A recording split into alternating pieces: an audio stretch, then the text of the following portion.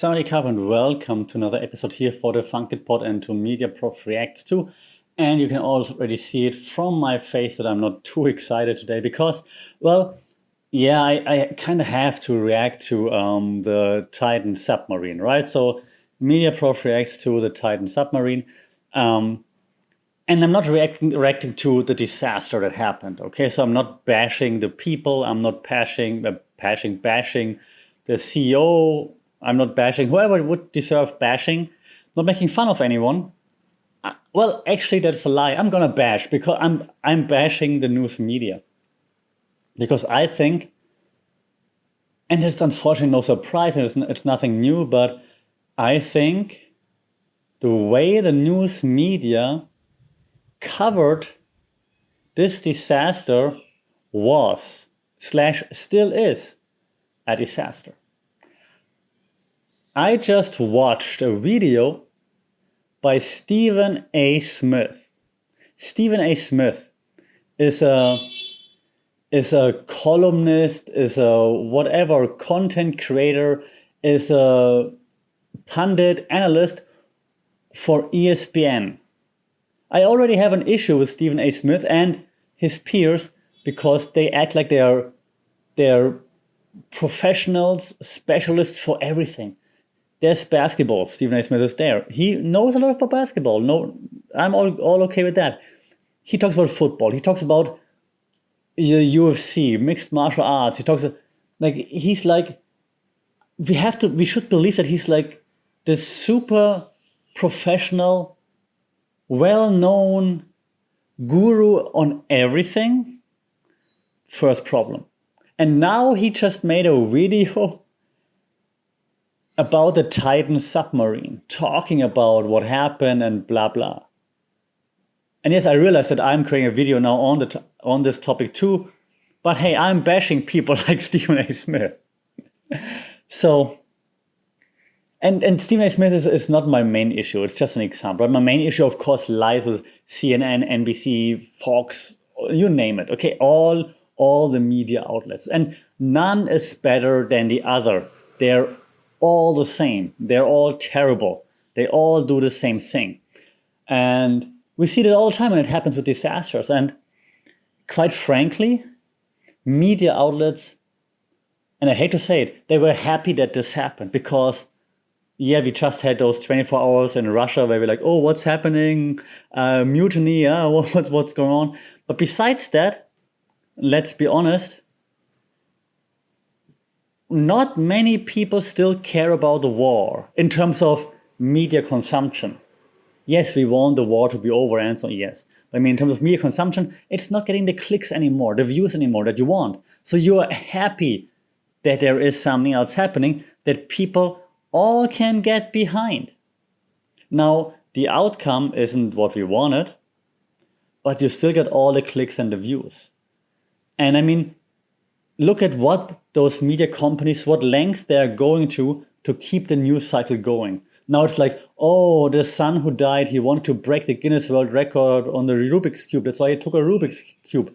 I wonder if he still got to break the record. What kind of news story is that? And I literally read this story this morning. So you see to which length they go just to keep the cycle going. And there are lots of different theories, reasons why they do that. Like one would be like the agenda setting theory, for example. So that means the media, right, sets the agenda of how we think about certain things. So in this case, they focus on Stockton Rush, the CEO of OceanGate, right? They focus on like that, how it was built, that submarine, that it could never work and it wasn't tested enough and so on. And I'm not saying it's not true. I'm just saying that the media picks like different focus points, jumps on those focus points, creates content about those focus points so that we just follow along with it. We can be like, oh yeah, tell me more about how carbon fiber couldn't be tested well enough and things like that. Okay. Tell me more about Stockton Rush wanting to be an astronaut or a fighter pilot, I believe, but wasn't able to tell me more about it. Yeah. So tell me more about their collaboration with NASA and whatever university it was. So they set the agenda for what we want to know more. Okay, so they tell us what we want to hear, what we want to listen to, what we want to read. Okay. Another one would be framing theory. Framing refers to the way events, issues, and so on are organized and presented in the news, right? So for the Titan incident, they use different perspectives for their framing. For example, one being like, it's a human tragedy, right? It is, obviously, no matter what you think about the people on board, but it's a human tragedy, right? 5 people lost their lives. Another one would be like focusing on the technological part. It's a technological failure. It's a construction failure that was just not maintained well enough. Another one could be like focusing on regulatory concerns and so on. So this multiplicity, I think that's how you say it, right? Not a native speaker, of different frames that allows the media to attract different segments of the audience, right? So that prolongs the story's lifeline, so to speak. Okay, so the news cycle keeps going because you will add different frames, different angles to the story. So it's not just like, hey, those 5 people died, it's a terrible tragedy, oh my God, we need to change something, there should be regulatory things, whatever. Finish. It's like, hey, we focus on this framing, this angle right now. Then we move on to a different angle and a different. So they prolong the news life cycle, so to speak, right? It's been quite a while already, and we just keep talking, seeing more content, more content, more content. So that's why they do it. Another theory that I discuss in class all the time is the cultivation theory, right? So according to cultivation theory, people's perception of reality is influenced by the media. No surprise, right? So this extended coverage by now the Titan incident gonna lead to the audience overestimating, for example, the frequency to which such disasters can occur. So maybe now we have like a higher perception for the risk associated with any kind of exploration, for example. Like, remember what happened what happened, for example, 5 years ago? It was before COVID, right? The here in Thailand, the schoolboys who got stuck in a cave, and then all of a sudden it's like, what happens if my kids go exploring somewhere? They might be stuck in a cave or something like this, right? So now it's like, oh my God, what's going to happen if someone goes diving, someone does this, someone does that, which is good for the news again. The news outlets are going to be like, yes, we can run with way more stories. Like, hey, this person is doing like a deep sea dive. Remember what happened to the Titan? Hey, this person is trying to create like some submarine or some whatever, a new kind of plane. But remember what happened when they used carbon fiber in the Titan? So this is also good for news outlets because they can always refer back to it and like, hey, remember? That's exactly what they want.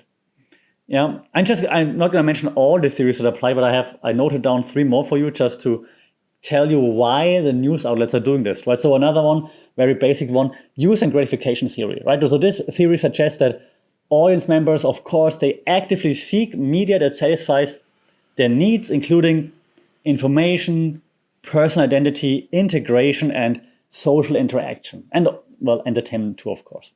And now the different angles that we discussed before of the Titan incident, right? They cater to those needs, like human connection, tragedy. Okay, so that's things that unfortunately we want to see.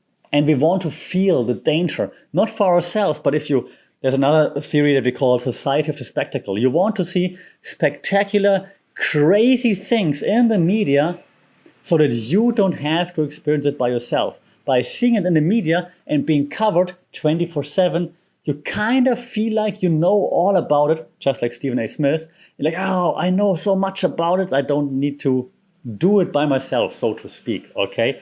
So that's also like one reason why they produce it, because of course we consume it. So you can already see I'm not only throwing blame at the media outlets, I'm also saying, hey, you need to be more mindful about how we consume the media. I've got 2 more for you that you might not have seen coming. One of is, and I like it just because of the name, the spiral of silent theory. So listen or try to follow if you will, right? So if the media consistently presents this certain viewpoint, for example, emphasizing the alleged negligence of OceanGate, which is like a big talking point, it could create this perceived public consensus around that specific viewpoint. discouraging dissenting opinions, right? So the media focuses on, hey, OceanGate, for lack of better words, and to get some talking points effed up. Everybody else is now like, oh yeah, they did F. I'm not gonna say anything else. I'm not gonna argue that. Okay. So that's the theory. And I think that's also like one thing that we see, of course, a lot in all types of media content, be that political and so on, but now especially, of course, with the Titan, media outlets focus on one point, drive that point home, and looking for experts to agree with them, for example. Okay. Lastly, I think that also the political economy theory, actually, like the parts of those also fit in there. Like in this case, for example, you look at how economic structures and power relations influence media content. And so news outlets might cover the Titan incident because it attracts attention, of course, which in turn increases revenue. So right now, the Titan incident is like the biggest thing happening in the world besides the war. And the war is like, we don't care anymore. There are also lots of theories about this. If you see like war coverage 24/7, for example, for a prolonged time, you're like, yeah, I'm just used to it now. It's not real for me anymore. There's also a theory that explains that. More on this maybe in a war video. But so the news cycles were happy that something new happened, as I mentioned in the beginning of this video.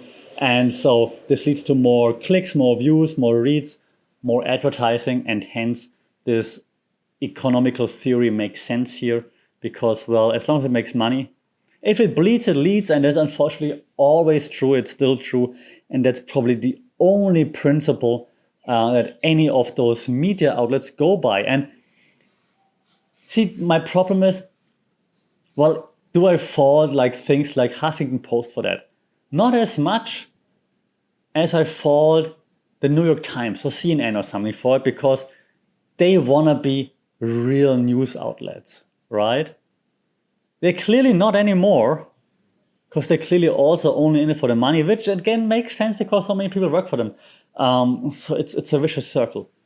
But if you're saying you're an unbiased news source, you should act like that and not jump on the bandwagon and just beat the